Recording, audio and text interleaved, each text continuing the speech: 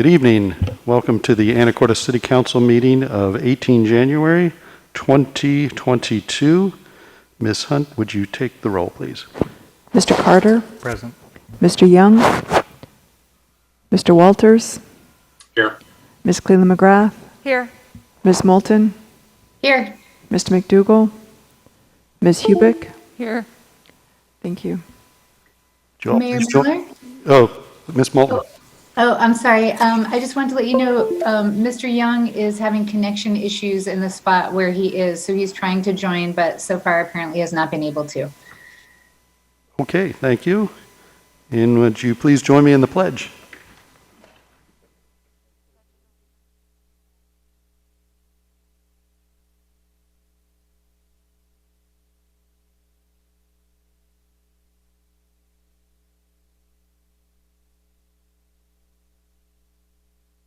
Okay, a little housekeeping right up front. I need to amend the agenda this evening. We're amending the agenda to add item 8A, an executive session to discuss litigation as allowed by RCW 42.30.110. The City Council and the City Attorney will meet in executive session after this meeting. And we'll talk about that later. 8A. A couple other announcements. COVID, everybody I think is well aware that cases have doubled from last week in Skagit County. Hospital rates at its highest per 100,000. I'd like to look at a little silver lining. Good news, 72% in Skagit County fully vaccinated, and talking to the hospital seems to be keeping the hospitalizations down. Some rough math, case rates, while they're up 10% overall during the same time frame, hospitalizations are up about 3%. I think that kind of lines up with what a lot of us are seeing, certainly me, personal family friends circle, and what we're seeing with city staff. So that's some slight good news there. And from the hospital, they've got 5 patients in-house with COVID. There are still challenges with staffing. It's just a math problem of the number of folks that are positive, but they would like to thank, and I would also like to thank our fire department for helping out in their testing tent. So that's good news there. Test kits are available at no cost to you, and I have a website for those who might be watching at home. You can go to www.covidtest.gov. These are coming from the federal government, or specialusps.com for up to 4 at-home test kits. And then, and on my last announcement, some very good news. If you didn't see it, a press release on the 14th, Secretary of Commerce, Department of Economic Development, EDA, Economic Development Administration, EDA, which many of us know that term, is awarding $2.3 million to the City of Anacortes for the costs associated with constructing broadband infrastructure to pass 1,815 premises, backfilling the areas from D Avenue to Fidalgo Bay. So I appreciate the Department of Commerce support of this community project and look forward to the day when all Anacortes residents can connect to city internet service. So that's announcements from me. All right, Council Finance Committee.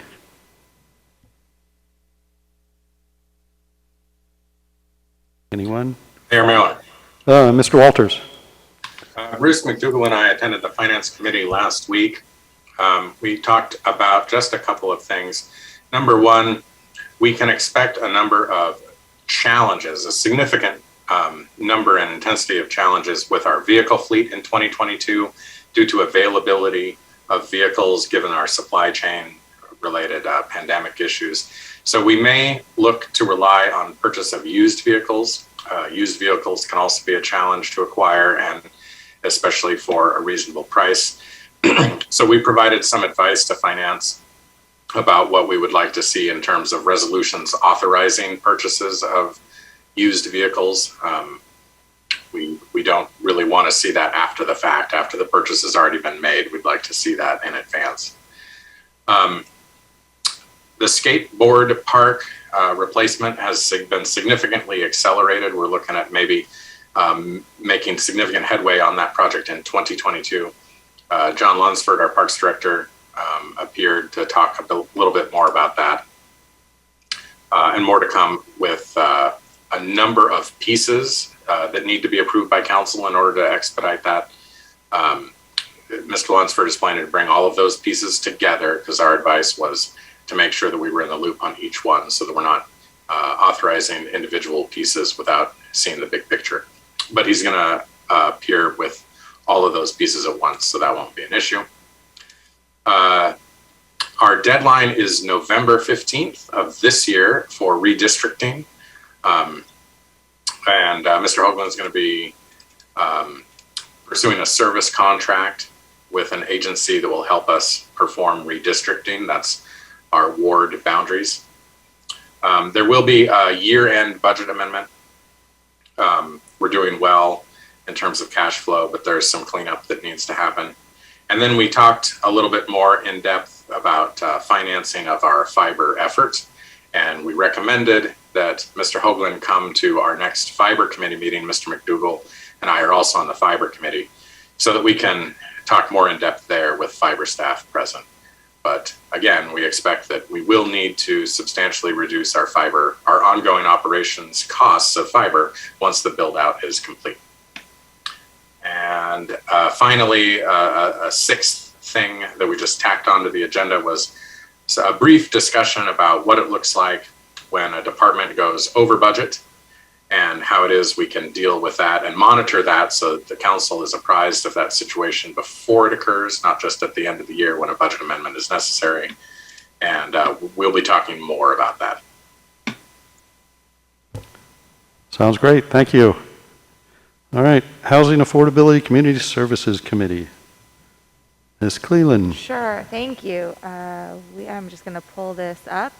So we had a really good meeting. We were lucky enough to have George Kosevich from the county come along with Sarah Hinman and do a kind of an overview of their funding across the county for both housing and behavioral health. It was a kind of a high-level discussion of where they're allocating money, not only kind of recurring funding, but also specifically tied to COVID relief because they got some larger chunks. So, it probably brought up more questions. We're going to, as a HACS committee, kind of discuss it and have some more deep dive questions for the county. But it was really great to have them participate and join us in that meeting. We were also able to talk a little bit about the Catholic Community Services permanent supportive housing that is going to be built and how the county is going to be supporting not only the capital project funding, but also ongoing services. And then a little bit about the First Steps, which is in Burlington. They've actually had about 200 unduplicated households go through the First Steps program with an average day of about 70, or an average of about 70 days of a stay. They can stay up to 90. They also, fortunately, were able to stand up an emergency cold weather shelter that added about 20 people, and those 200 households does not include the cold weather shelter. So that was great to hear that that's working, and they're kind of getting up and running. I know that it was challenging to get the staffing levels up just because of the way our society is right now. But it was really nice to have the county present, and we look forward to working with them further. Thank you. Public Works Committee. Mayor Miller? Ms. Moulton. Thank you.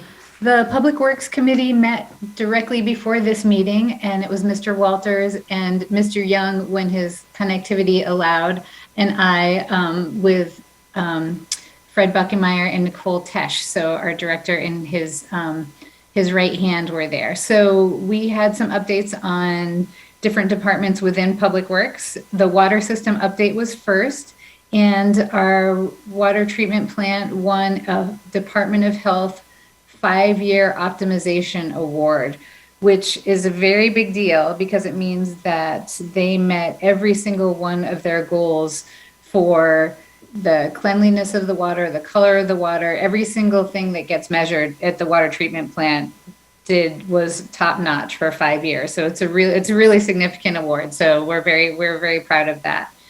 We talked about the Craley leak detection system that we've talked about for a couple of years on council, and it's been held up due to COVID, but the hardware is on its way. It's made it to Seattle so far, so closer and closer. We next talked about the engineering department. There are currently 2 positions open, and there are interviews being scheduled for those positions. In operations, they've had a super busy time with weather, mainly. As most people know, the solid waste department doubled up their pickups after Christmas, did an exemplary job. Waste management, however, did not.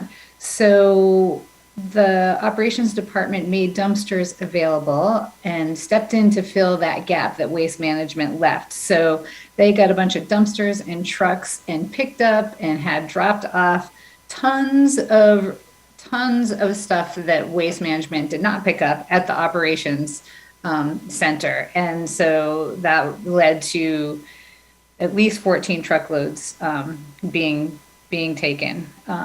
So that was great. Everyone pitched in and lent a hand. We talked about our resource conservation department, and good news there. Our electric vehicle chargers have arrived, and now we just need the poles to install them on. The 32nd and M Avenue roundabout is going, well, the bids will be coming in for that soon. So we did see a drawing of that, or not a drawing, but a plan of that. It looks pretty cool, actually. It seems like it looks a lot like the one that is at 32nd and D, or the one on Oaks. So that's going to be happening too. And our GIS mapping department is including new fiber infrastructure on their mapping, on their asset management. So that's really cool too. So lots of good stuff from Public Works. Thanks. Thank you. Any other announcements or committee reports that I may have missed? Mayor Miller? Oh, Mr. Carter. The Port Committee met last week, but it's not on the agenda. Okay. We had talked about the city outfall project has been approved by the port and the city, and also Pier 2 water processing agreement's been approved and amended. The 2nd Street interlocal, we're going to have the public hearing coming up, and then it'll be finalized after that. And we talked about a possible, some kind of mutual assistance agreement. Example was the snow plows. Like if we had the snow plows out, you know, we can snow plow the port property. Vice versa, if they have something out, they can help us. And then we also talked about a possibility of a mutual access agreement. So every time that we have to go on a port property, they come on city property, we don't have to get it scheduled out, possibly just a phone call. But if we could come up with something in the future, so there's some kind of agreement where we're able to just go across without having to go through a lot of red tape. Thank you. Yeah, the port helped us out, gave us a place to put a lot of snow. So thanks for that report. Okay, any others that I might have missed? All right. The item 4 now is public comment. So any members of the public that want to comment on something that is not on the agenda. And I see some attendees, and I will start with Evan Saxton. So. Greetings, you can hear me? I can hear you. Excellent, thank you. Yeah, my name is Evan Saxton, 1714 10th Street. It's easier for me to read something pre-written than speak freely, so I'll do that. I wanted to commend Mr. Walters and the rest of the HACS committee for their excellent presentation last week. I was impressed by its comprehensiveness, and they did a great job pulling together many of the threads identifying the challenges we're facing. A couple points I wanted to respond to. First, I was shocked to learn that there are 46 houseless or underhoused students in the Anacortes School District. Of course, any number above 0 is unacceptable, and we should be running and not crawling to immediately identify remedies and extend support for those students and their families. We cannot in good faith extol the importance of supporting our students or think of the children if there are some who have unstable housing, food insecurity, or unaddressed medical or mental health needs. Leaving these future leaders behind is unacceptable. Second, Mr. Walters stated that our taxpayers currently pay approximately $36,000 per year per person for social services on behalf of the underhoused. We need better messaging about this point. The National Alliance to End Homelessness found that without stable housing, individuals enter a cycle of increasing demand on emergency departments, inpatient hospital stays, psychiatric centers, detox programs, and jails. This results in high public costs, poor health outcomes for those individuals, and frequently leads to premature death. They've shown that for every dollar spent on supportive housing, costs to the community are reduced by nearly 50%. They found that on average, supportive housing costs around $12,800, making the net savings roughly $4,800 per year per person. A narrative expressed by the cruel or underinformed is that our houseless neighbors cost our community money. And while they're correct, they stop themselves from acknowledging the fact that these investments save our community money. For the tax-minded fiscal conservatives in our community, looking into this would be an excellent place for them to start. Pushing people to the next town or arresting them to be sent to, quote, our very nice justice center in Mount Vernon in no way reduces these demands. To address a reasonably low-hanging fruit, I encourage our leaders to invest in a program similar to Burlington's First Steps Center, which offers easy access to stable, humane housing for individuals in need and provides a central location to extend additional resources. This isn't the solution, but it's a great place to start. Thanks.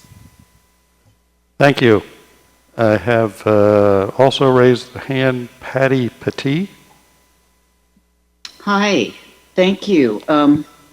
I wasn't going to mention that, but I want to thank Evan for bringing it up, and I want to thank the HACS committee for the report and presentation last week and for their continued work on this huge problem. I'm calling about two other issues tonight, though. I'm sure you're all aware of the county looking at this fully contained communities issue. And I'm only speaking tonight to send a friendly nudge to all of you, because LaConner, Cedro-Woolley, and Mount Vernon city councils have come out against this plan. And I'm hoping that you will discuss this and voice our disapproval for it too. My second thing, thank you, Mr. Carter, for bringing that up. I wanted to go back to the meeting on December 20th when that 2nd Street right-of-way was voted on. And I guess I have some confusion about the procedure. And then I'm also confused about what weight, what effect, what value does public comment have after the vote has already been taken. I guess I thought it was a little quirky and quick, and I'm hoping that you can explain this. And I also want to thank you all for your public service. We really appreciate it. Thank you for your time tonight. Thank you very much. No one here in City Hall? Okay. We are going to move on to our... Mayor Miller. Oh, Mr. Walters. Just before you move on, I wanted to clarify that $36,000 statistic that we included in our presentation last week that Evan Saxton mentioned. I don't think that we meant to suggest that that's an amount that we've calculated that the city of Anacortes currently pays for homeless, to support homeless people. I think that that's a national statistic. In Washington State, it might be various levels of government that pay that cost. We haven't tried to calculate it specifically for Anacortes. I don't know if Mr. Saxton was suggesting that or if we got wires crossed there, but I wanted to make sure that's clarified. Okay, thanks for the clarification. All right, number 5, our consent agenda.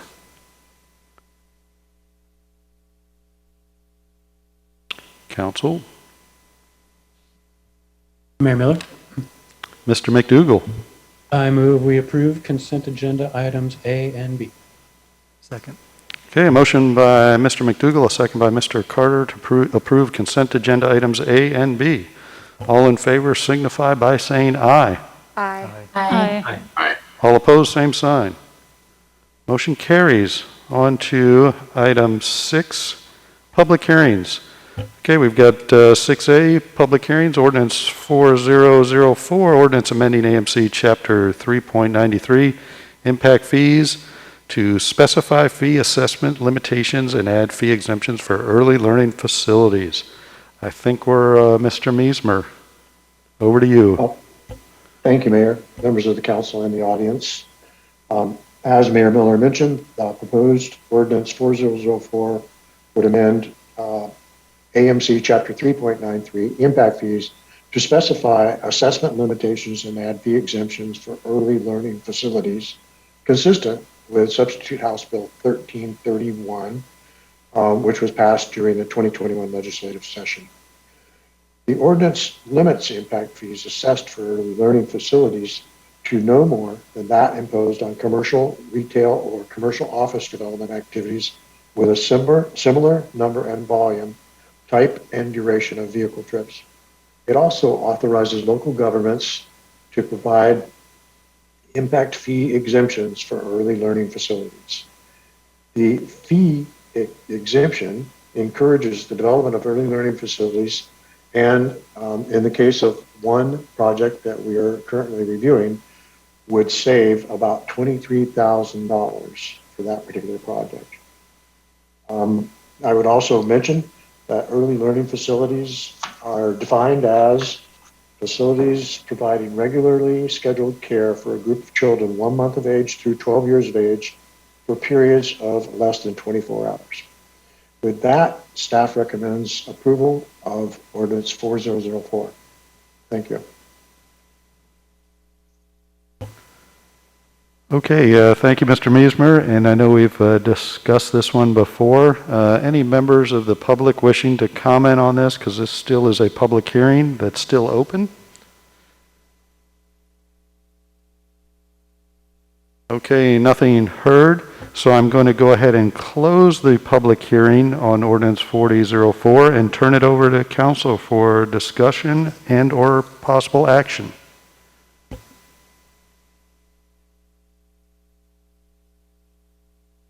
Mayor Miller? Ms. Moulton. Thank you. As you mentioned, we've talked about this multiple times, and that the lack of childcare in our community, particularly for our low to middle income residents, is at an emergency state. I believe we're at 12% capacity, and this in Anacortes, the state capacity is 27%, which is considered an emergency. So we're far below that. So I think this is a no-brainer. So if anyone else doesn't have anything to say, I'll move to adopt ordinance 4004 as presented. Second. Motion by Ms. Moulton, a second by Ms. Cleland to approve ordinance 4004. Ms. Hunt, would you take the vote, please? Mr. Walters? Same. Ms. Cleland McGrath? Yes. Was that a yes? I'm Yes. sorry. Ms. Moulton? Yes. Mr. McDougall? Yes. Ms. Hubick? Yes. Mr. Carter? Yes. Motion carries. Okay, thank you very much. On to item 7, other business. We've got 3 resolutions here, Resolution 3066, 3067, and 3068. These are collective bargaining agreements. The first is with the Teamsters Union Local 231. The second is with the Anacortes Police Services Guild, non-commissioned employees. And the third is a collective bargaining agreement with the International Association of Firefighters Local 1537. And these are action items. And Ms. Shu is going to present, and she's going to present all of these, and then we can vote on them separately afterwards. So, Ms. Shu.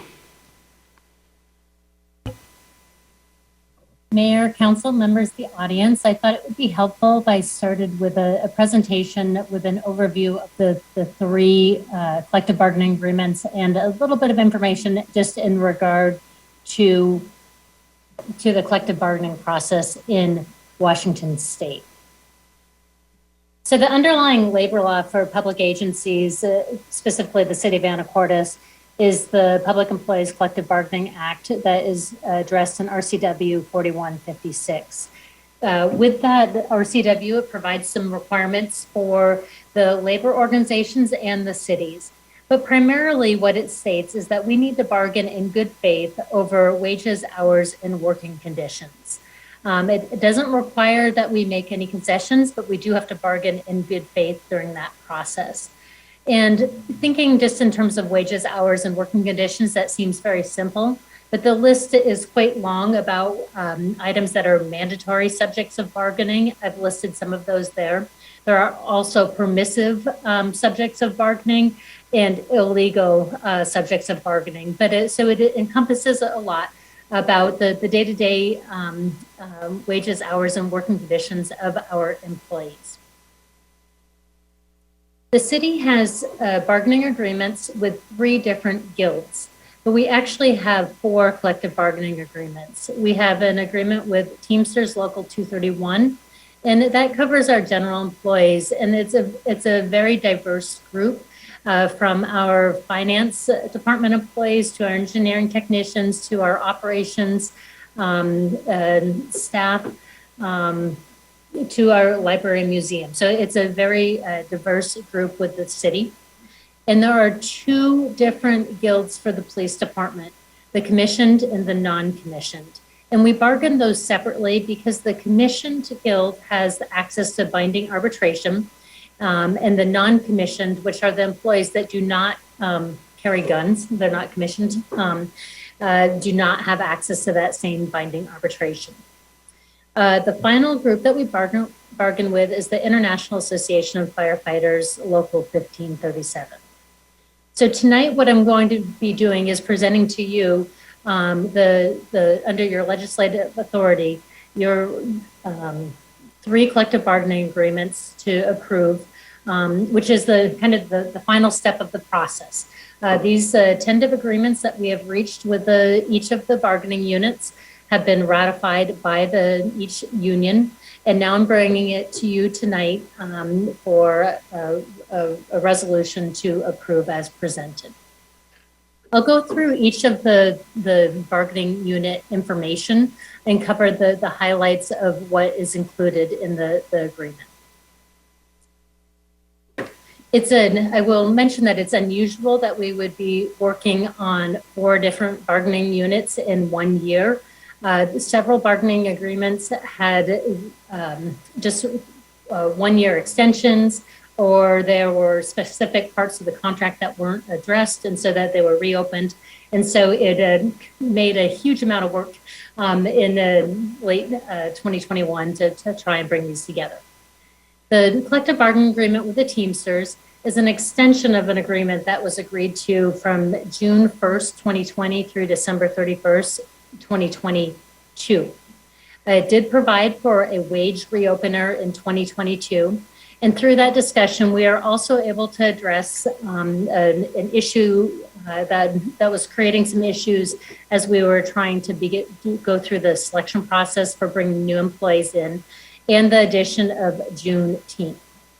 As we had spoken about previously, this is a diverse group, and so it covers 111 employees at the city, so just under half of the city employees. And what you're looking at is a 1-year agreement for 2022. So the budget impact for that, which accounts for a 5% wage increase effective January 1, and the addition of Juneteenth holiday, is just over $475,000.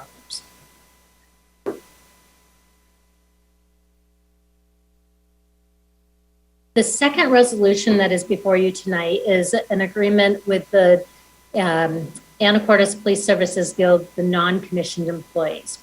We negotiated a 3-year agreement that will be in effect from January 1st, 2022 through December 31st, 2024. This covers 6 employees, and the budget impact for these 3 years is $118,283.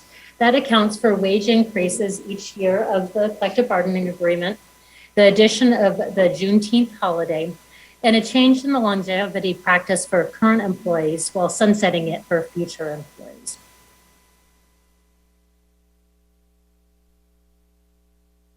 The final resolution that you'll have presented tonight is with the International Association of Firefighters, Local 1537. I do want to point out to you that this is a 4-year agreement that was intentional to help try to offset some of our collective bargaining agreements, so we're not in the situation where we're negotiating all of the agreements in the same year. This covers 22 current employees, and we do have some positions that are unfilled at this point. The budget impact is $1.273 million. And the way that is accounted for is looking at wage increases. In 2022, there's a 5% increase. There's a bifurcated increase in 2023 and 2024. That means that January 1, they'll receive an increase of 2%. And then on July 1, they'll receive another increase of 2%. That helps us in situations where we are lagging in the market for wages by increasing their wages, but doing it in a way that is a bit more cost effective for the city of Anacortes, because they get 2% in January, 2% in July. The cost of that over a year is a 3% increase, but their base wages go up by 4% at the end of the year. And then in 2025, the final year of the collective bargaining agreement, the wage increase would be 100% of the Seattle, Tacoma, Bellevue CPIW from June of 23 to June of 24. That would be the measurement timeframe that we would be looking at, with a floor of 2% and a ceiling of 4%. This also adjusts for the addition of the Juneteenth holiday, with the addition of 12 hours of holiday for the firefighters. It changes how their longevity is calculated, and it provides for an education incentive. We'll be adding a $75,000 life insurance policy, and I apologize, I had the Juneteenth in there at 2 different times. When I went back and looked at the memo, the agenda bill that was presented, I realized that the cost calculation was not all showing. So this next slide is the breakdown of over the 4 years what the individual costs are, so that we see the cumulative effect. And that's how we got to the $1.273 million over the 4 years of the contract. And this takes into effect both the cost of living adjustments that we talked about and any step increases that staff have coming as they progress through the wage schedule. So I'd be happy to answer any questions that you may have. And then our next step would be to ask the City Council to take action on the 3 resolutions, one for each of the collective bargaining agreements presented tonight. Thank you, Ms. Shu. Council, any questions? And we'll vote on these separately if that's, we will vote on these separately, but you can ask questions on any of them. And Council.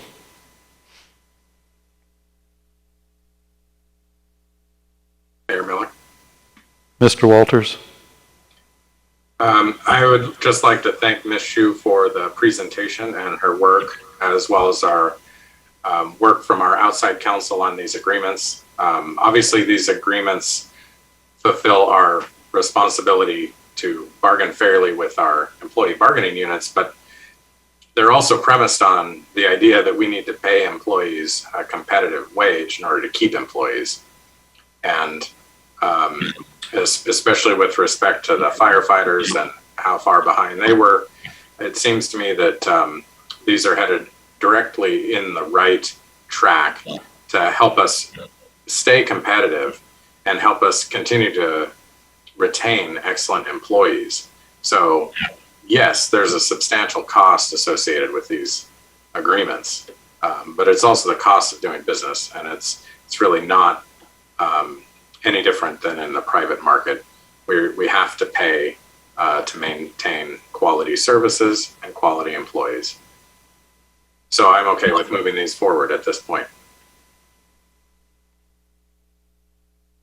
Ms. Cleveland. Yeah, and I appreciate what Mr. Walter said, and I also just want to acknowledge the fact that the fire, union was willing to push it forward, push it out 4 years versus that 3-year interval. It will make it a lot easier for our HR department, for all of the bargaining. There's a lot that happens behind the scenes and a lot of preparation before you get to the table.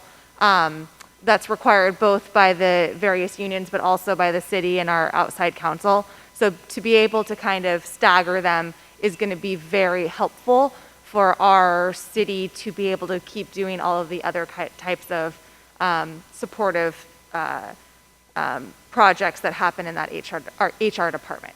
So I appreciate that that was something that we were able to kind of pre-plan for the future.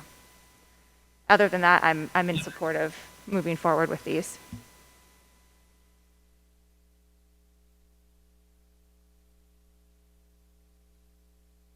Council, any other comments, or am I going to get a motion on, we can start with A? Mayor Miller. Mr. Carter? No other conversation. I move to adopt or approve Resolution 3036, authorizing the signature and execution of the collective bargaining agreement between the City of Anacortes and the Teamsters Union Local 231 for calendar year 2022. Second. Okay, I've got a motion from Mr. Carter, a second from Mr. McDougall, adopting Resolution 3066, collective bargaining agreement with Teamsters Union Local 231. Ms. Hunt, would you take the vote? Ms. Cleland McGrath, Yes. Ms. Moulton, Yes. Mr. McDougall, Yes. Ms. Hubick, Yes. Mr. Carter, Yes. Mr. Walters. Yes. Motion carries. Okay, thank you. I'll entertain a motion for 7B. Mayor Miller, Ms. Hubick? I recommend adoption of Resolution 3067, establishing a collective bargaining agreement with the Anacortes Police Services Guild, non-commissioned employees for calendar years 22-24. Second. Okay, I've got a motion from Ms. Hubick, a second from Mr. Carter on Resolution 3067, collective bargaining agreement with the Anacortes Police Services Guild non-commissioned employees. Ms. Hunt? Ms. Moulton, Yes. Mr. McDougall, Yes. Ms. Hubick, Mr. Carter, Yes. Mr. Walters, Yes. Ms. Cleland McGrath. Yes. Motion carries. Okay, 7C, council. Mayor Miller. Ms. Cleland?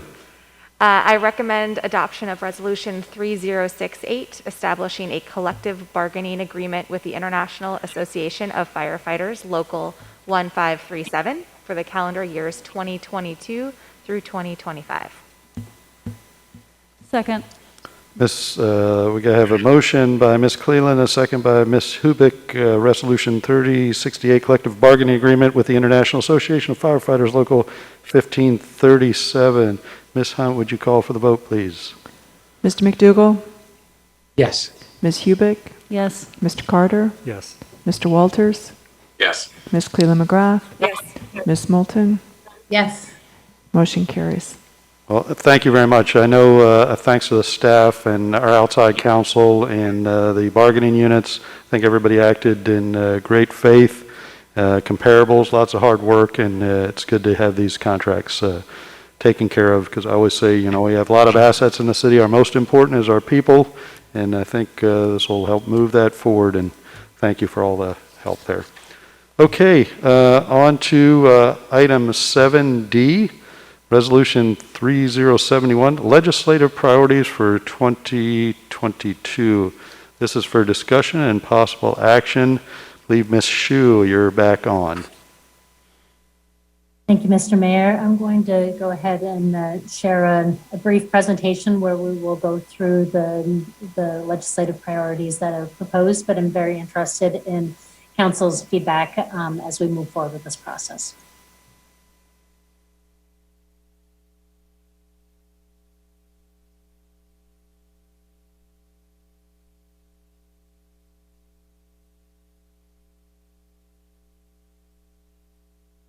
So tonight we're talking about the City of Anacortes' legislative priorities, and this is just our annual review. This is something that we've been doing for multiple years. I thought it'd just be interesting to start with a little bit of history here, but the legislature begins every legislative session annually on the second Monday in January. And in odd number years, they work on the state budget, so it ends up being a longer session. And on even numbered years like 2022, it's a shorter 60-day session. So this year's session is scheduled to go from January 10th through March 10th. So it's a short session for us to be able to speak up and share as a city what our legislative priorities are. One of the reasons that we do this is because it provides us an opportunity to have some direction from the city council for the mayor and staff when we're speaking with the legislators. And also because cities make up 65% of our state's residents. And we believe that we help to drive the economy and that we believe ourselves to be the most accessible form of government. And so we think that we have a good pulse on what is being requested of our state legislators. So with that, oftentimes we will mirror or use the AWC's legislative priorities as the basis for building ours, and then add some additional detail that helps to make it more Anacortes specific.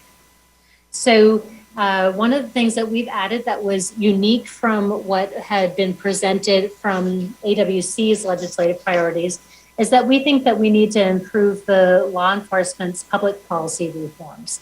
A lot of good work was done in 2021, but there ended up being some unintended consequences with the conflicting provisions that make it very hard for our police departments to do their work. As we were pulling together the language for our legislative priorities, we specifically went to WASPIC, which is the Police Chiefs Association, to very closely mirror the language that they have there as well. And there are some specific bills that have been brought up to address some of these. One of them, a couple that I'll mention, is that House Bill 1719 clarifies less lethal alternatives being allowed by law enforcement agencies, including addressing the use of beanbags and firearms of 50 caliber or greater. This was one of those unintended consequences that we lost one of our abilities to use a less lethal form of one of our weapons with the change that went into effect this past year. That's just one example of a House bill that is consistent with this public policy reform that we are helping to work to support, or hoping that the city will support. I'll go through each of the top priorities, and then I'll bring up what our legislative priorities are, and we can, if there's wordsmithing that we want to do, maybe we can go through it at that level. The next one, top priority for Anacortes, is close to my heart. It's reducing broadband funding limitations. So we're making some significant infrastructure investments in our community to make sure that every business and resident that in the city of Anacortes has access to high-speed internet. But the way that the language was put into place is that we need to ask permission or get approval from the incumbents to be able to get access to grant funding to help offset some of those costs. And so I really appreciative of Mr. McDougall, who helped us to kind of needle in on this, that what we're really asking is that one way to work around this is that incumbent service providers who are in a monopoly environment, that they're the only service provider in a community, that maybe that those incumbents would not be able to challenge a request for grant funding opportunities to come through. So this is what we are trying to get across with this priority. We want to ensure that there's infrastructure funding available and that it's flexible to us. For many years, we've been talking about the Public Works Assistance Account, And the importance of that revolving fund to help offset the costs of communities seeking to do infrastructure work where they get a short-term loan basically through this Washington Public Works Assistance account. And there's not been any history of any default on this, but money keeps getting drawn from that account. So we're wanting to make sure that programs like the Public Works Assistance account remain in effect and available to help finance water and wastewater infrastructure. We want to ensure that we can protect the Transportation Benefit District Funding Authority. Right now, the option that we have for the transportation benefit does have an end date on it. And so we want to make sure that the time limitations are extended or removed so that this becomes sustainable funding for us to be able to have our funding, a funding source for ongoing transportation needs over the years.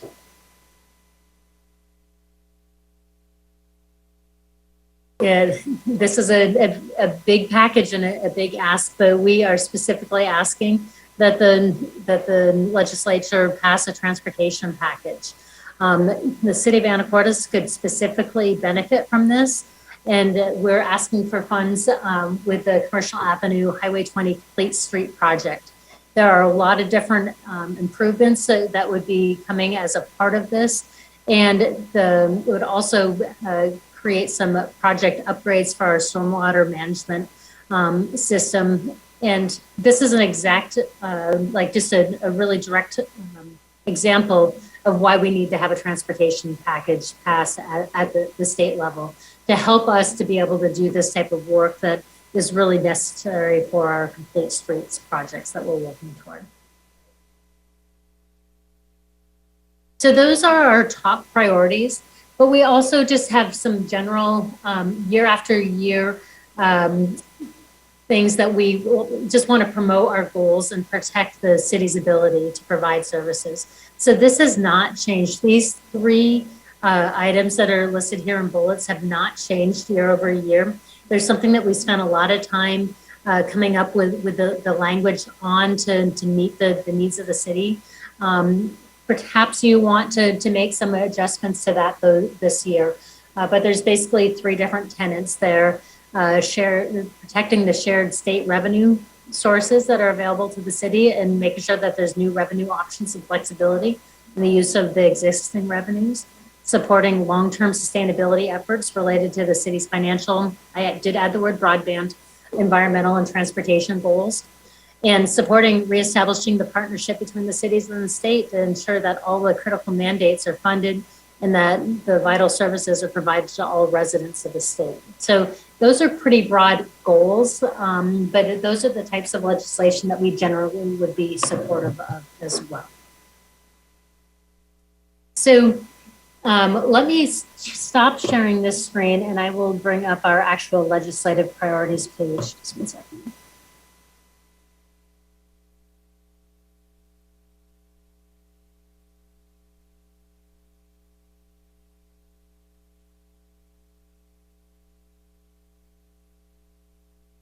And so we found it to be helpful, especially in the shorter sessions, just to have a one-page document that we can, when we're meeting with our legislators or when the mayor is just talking with the legislators, that we have the kind of just as a handy resource and a one page that we can leave with them. They tell us that simple is better than providing lots and lots of documentation and materials for them. So this is the same thing that we've looked at just in the slideshow. And I'd be happy to have any kind of conversations about how we can tweak this to meet the needs of the city council as well. Are there any changes that you'd like to see under the general principles? Mayor Miller? Mr. Walters. If we're going to dive in to wordsmithing here, I guess I would just, I would cut legislation to promote the city council's goals. Because that's kind of goes without saying, fewer words is better. Anacortes supports legislation to protect the city's ability to provide basic services to its citizens. I think as a general matter, it's really useful, as AWC suggests, that City Council adopts these legislative priorities, but legislators are going to glance at them. They're without a comprehensive strategy for really pushing on these things. I'm not sure how much they really matter, but if fewer words are on the page, fewer words are more likely to get read. Yep, I tend to agree, and just how I use it, like the transportation package, we know it's a little bit wordy, but when I met with Congressman Larson a couple weeks ago, we presented a part of that and, expressed one of our concerns. Granted, it's a state highway, but, there's always a possibility there. But it just helps me to be able to frame the conversation when we're trying to advocate for our city. So, but I do agree, fewer words is helpful. Are there any other changes that you'd like to see to the general principles? Cleland, did I see you hit them? Okay.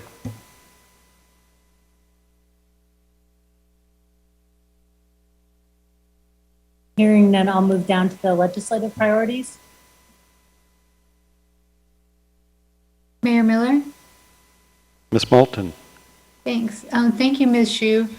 I like what you've done with the transportation package section down at the bottom. As Mayor Miller was saying, I think that kind of specificity is helpful. I'd also like to see some of that in improving law enforcement public policy reforms.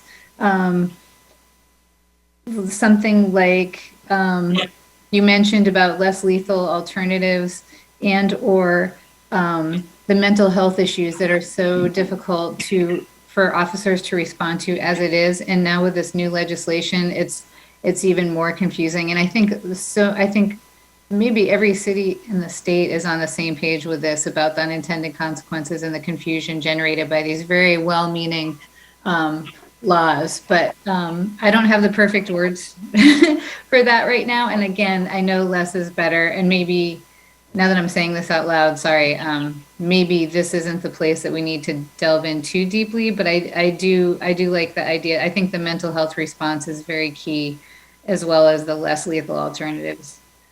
And I'm looking at just a hot sheet that's come out of kind of bills of interest, and I know that there is one specifically, as we talked about, with the less lethal alternatives. There's also House Bill 1735 that clarifies when that law enforcement may use physical force for community caretaking functions, including assisting with ITA, which I apologize, I don't know what ITA stands for, but I think that Chief Floyd is on the line, in behavioral health situations. I think that's involuntary treatment something, isn't it? Okay. That's correct as well. It's the Involuntary Treatment Act. Okay. Thanks, Chief. And so on that note, also the ensuring the infrastructure funding, maybe if we could have a brief mention of a project we're working on in Anacortes. I don't know if the CSO, if the outfall would qualify, if there's something, but I like the idea of having specific projects tied to these priorities. And I'm happy to work with Public Works to add some language in. So that's great. Then we can put in a specific project for the infrastructure, add some additional information about the law enforcement. And then in regard to the other items, are there any others that you would like to have any additional language on?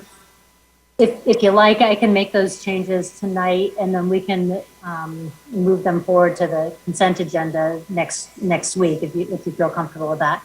We're trying to keep some movement forward just because it is a shorter session. Mayor Miller. Mr. Walters.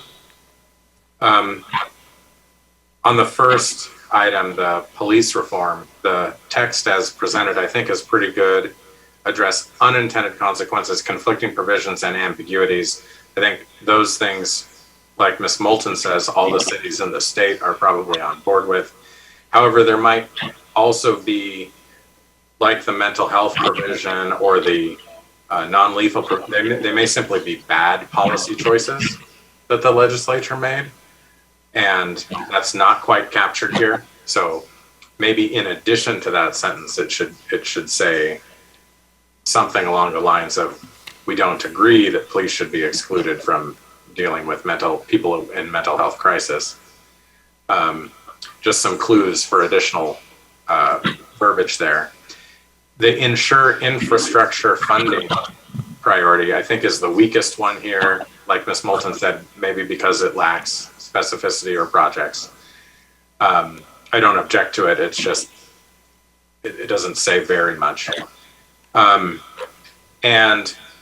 finally, I think the missing link here that we need to communicate to the legislature, and I'd be interested if my colleagues agree, is that behavioral health, mental health especially, but behavioral health generally needs to be addressed on an ongoing fashion by the state. That the state is the only one who can dedicate additional resources, who can stand up new facilities, who can increase the wages for social workers that are employed by those facilities. And we suffer here in Anacortes as well as throughout the county and elsewhere in the state because we don't have those resources available. So I would like to encourage the legislature through this document to really focus attention on that issue and get more resources coming our way. Thank you, Mr. Walters, and I know Ms. Shu will get probably fitted in the law enforcement section.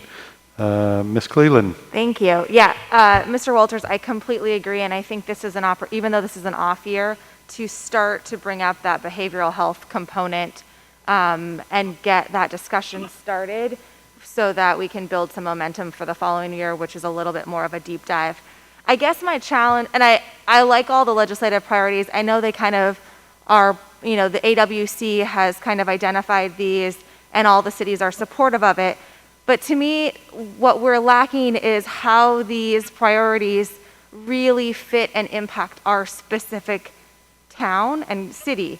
So kind of building off of what Ms. Moulton said is how do we kind of tailor each priority and give our legislators an example of either what we're working on or what we would like funding to be able to work further on that we've identified. And so to me, part of that goes back to, we spent all of those meetings talking about the capital facility plan and what items in the capital facility plan fit with these general priorities.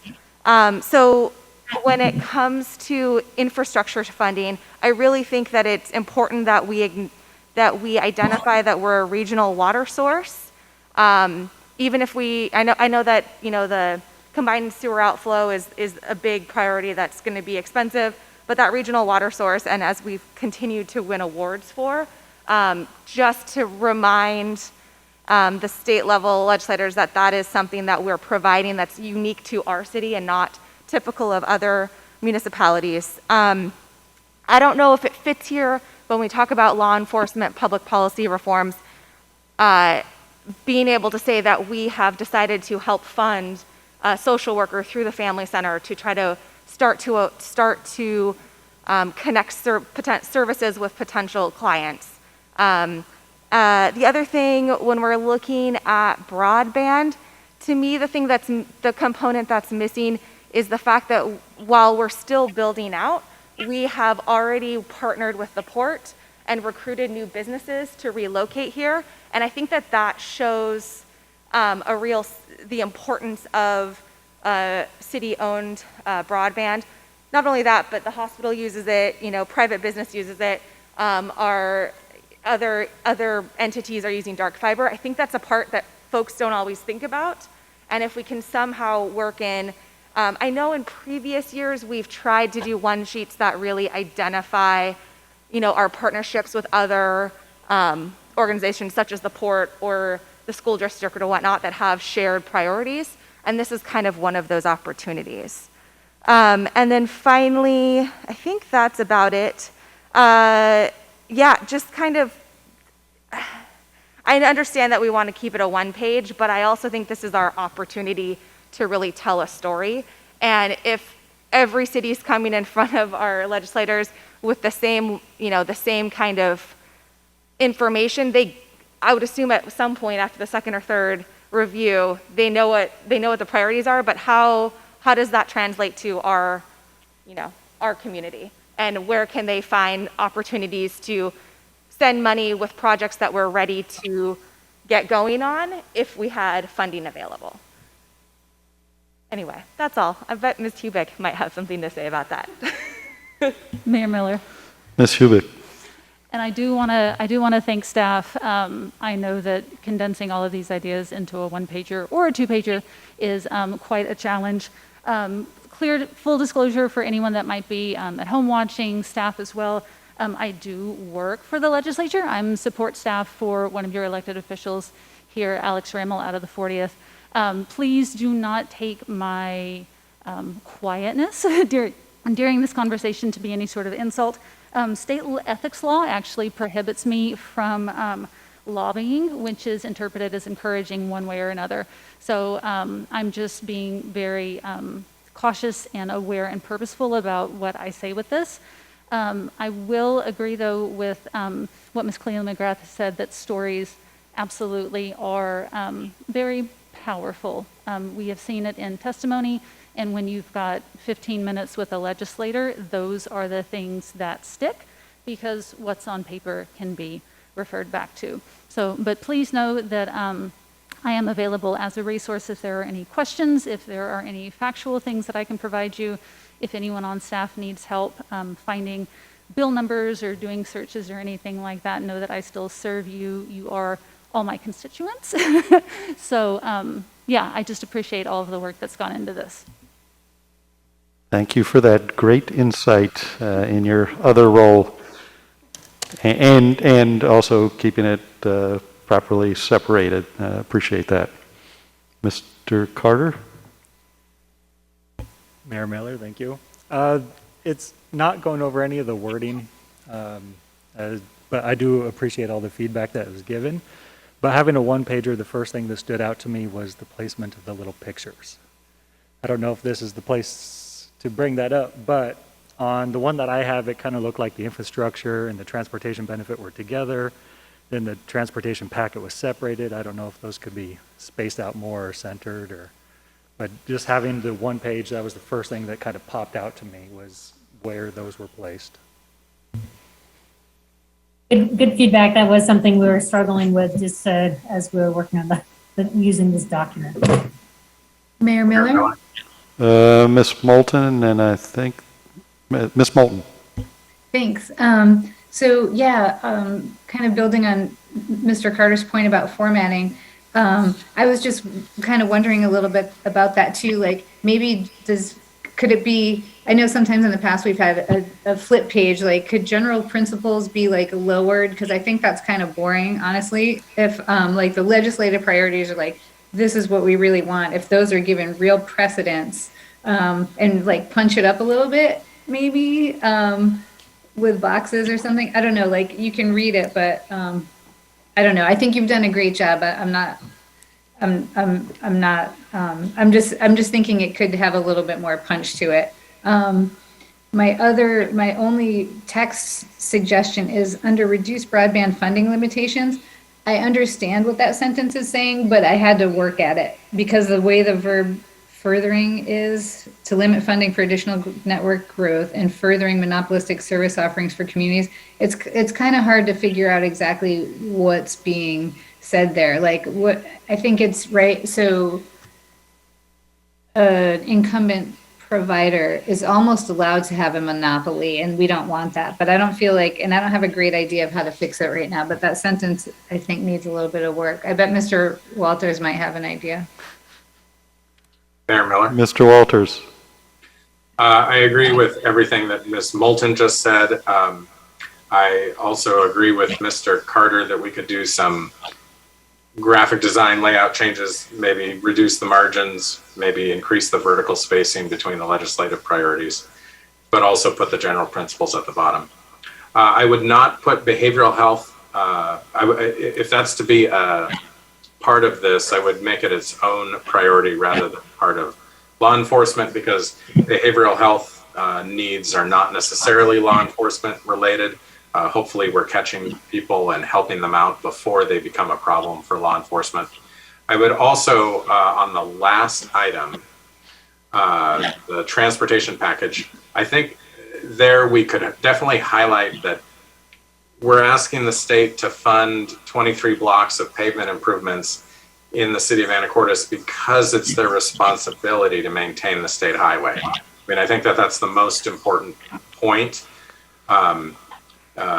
It's pavement and ADA improvements, so we could save a word there. But the most important point is that the state has allowed the South Commercial Avenue to degrade when it's their responsibility. So I think that that should be really right up front there. Sounds good. Any other comments? Mayor Miller? Mr. McDougall? I was going to agree with some sort of rewording of the broadband item because it is a little tricky. And maybe that's something we just handle offline and bring it back. And also, thank you, Ms. Cleveland, for bringing up the idea of community partners, and Ms. Shu for adding economic development as, like, those key stories are really part of that. The purpose behind the project itself is like that sort of community building, economic development, human capital sort of aspect to the project. So maybe a little like email rewording of that. I think that's a great idea. And what I'm looking at doing, I just very limited time this week, so I will work with Ms. Tottenham, to see if she may be able to help with this based on this feedback, and we can kind of do it from afar so that we can try and get it in the package for next week on the consent agenda, so that we're not losing a couple weeks, because then our next meeting wouldn't be until the 7th. So I'm concerned to wait until the 7th. So we'll do some internal work inside, but I would love if you have any recommendations, if you could email me and Ms. Tottenham, that would be very helpful. All right. Any other comments on this? Mayor Miller? Ms. Bolton? Oh, thanks. Last thing I wanted to add is I think great job, everyone.